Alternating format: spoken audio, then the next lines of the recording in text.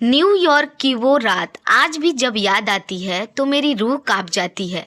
सड़क पर जमी हुई सफ़ेद बर्फ पर मेरा लाल खून फैल रहा था और सामने खड़ा मेरा पति अपनी मासूका के साथ फ़ोन पर हंसते हुए कह रहा था, काम हो गया है, सुबह तक इसकी लाश भी नहीं मिलेगी। सबको लगता था कि मैं बहुत खुश नसीब हूँ।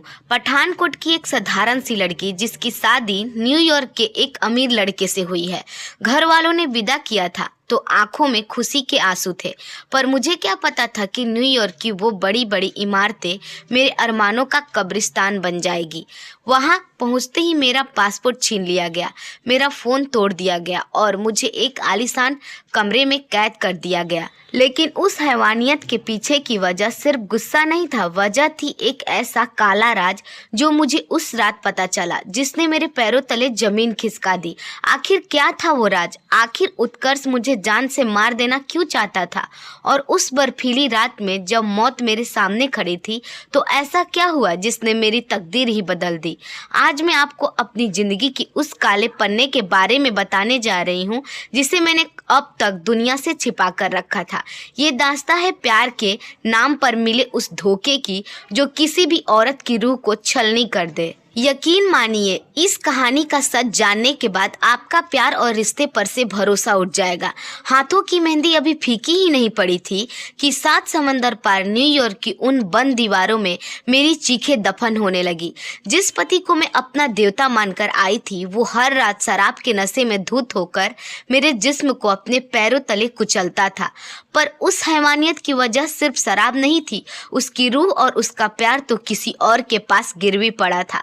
वो मुझे जानवरों की तरह इसलिए मारता था ताकि मैं खुद तड़प कर मर जाऊं और वो अपनी उस मासूका के साथ घर बसा सके। आखिर क्या हुआ उस रात जब उसने मुझे अधमरा करके बर्फीली सड़क पर फेंक दिया? सुनिए, प्यार और धोखे का उस अफेयर की वो खौफनाक दांत था जिसने मुझे जीते जी नरक दिखा दिया। मेरी आंखों में उन दिनों सिर्फ और सिर्फ सुनहरे सपने थे, खूब पढ़ना, अपने पैरों पर खड़ा होना और माँ बाप का नाम रोशन करना। जब उत्कर्ष का रिश्ता आया तो मेरे पूरे खानदान ने उसे बहुत अहमियत दी। सबको लगा कि न्यूयॉर्क में रहने वाला लड़का मेरी जिंदगी को खुशियों से भर देगा। जब मैंने पहली बार एरोप्लेन में कदम रखा तो वह एहसास आज भी याद है। खिड़की से नीचे झांकते हुए मैंने सोचा था कि जब हम वहाँ कामयाब हो जाएंगे तो एक छोटा सा प्यारा सा घर लेंगे जहाँ सिर्फ प्यार होगा। प्लेन के टेक ऑफ होते ही मेरा दिल जोरों से धड़क रहा था। एयर होस्टेस का खाना लाना, बादलों की रुई के फाहों की तरह देखना, सब कुछ जादुई था। मैंने उत्कर्ष का हाथ थाम रखा था, पर मुझे क्या पता था कि न्यूयॉर्क की वो ऊंची इमारत मेरे लिए एक आलीशान कैद खाना बनने वाली है।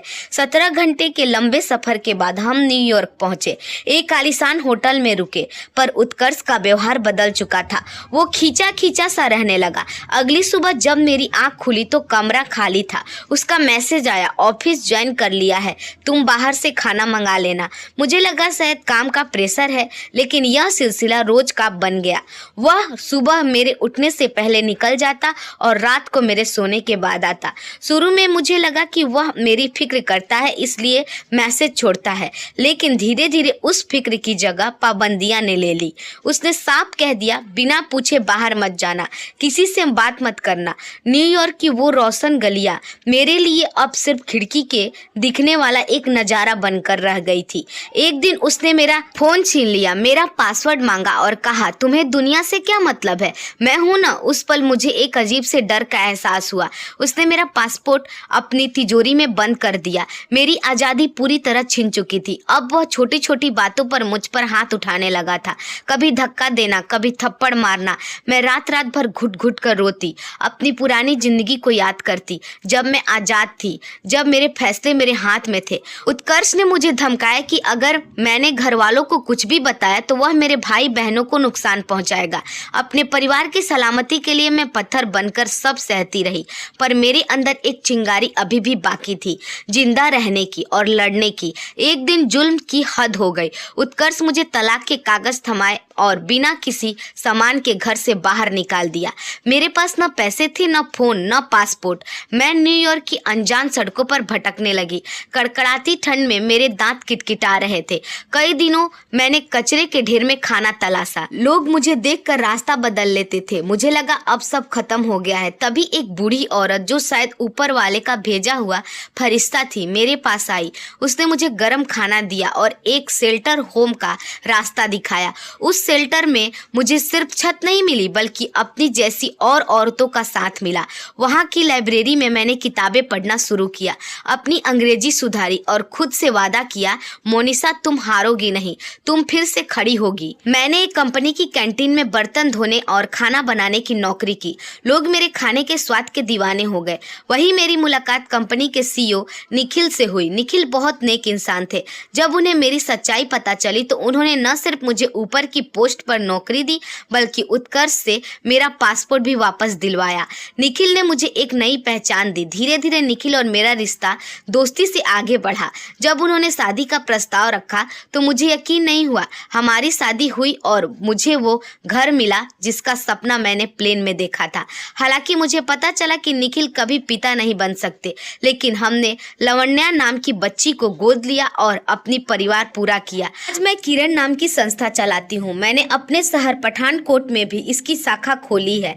आज मैं उन औरतों की आवाज बनती हूँ जिन्हें समाज दबा देता है। मेरा सफर न्यूयॉर्क की उस कैद से शुरू हुआ था, पर आज मेरी उड़ान आसमान से भी ऊंची है। वक्त चाहे कितना भी अंधेरा क्यों ना हो, आपके अंदर की उम्मीद की किरण कभी नहीं बुझनी चाहिए, क्योंकि जब इंसान खुद पर भरोसा करना सीख जाता है तो नरक जैसी जिंदगी से निकलकर भी वो अपना आसमान खुद बना सकता है। दोस्तों, कभी हार मत मानना, क्योंकि अंधेरे के बाद उजाला जरूर आता है। दोस्तों, उम्मीद करती हूँ आपको यह कहानी अच्छी लगी होगी। अगर हमारी कहानी आपको पसंद आई हो तो हमारे वीडियो को लाइक और चैनल को सब्सक्राइब जरूर कीजिएगा। धन्यवाद।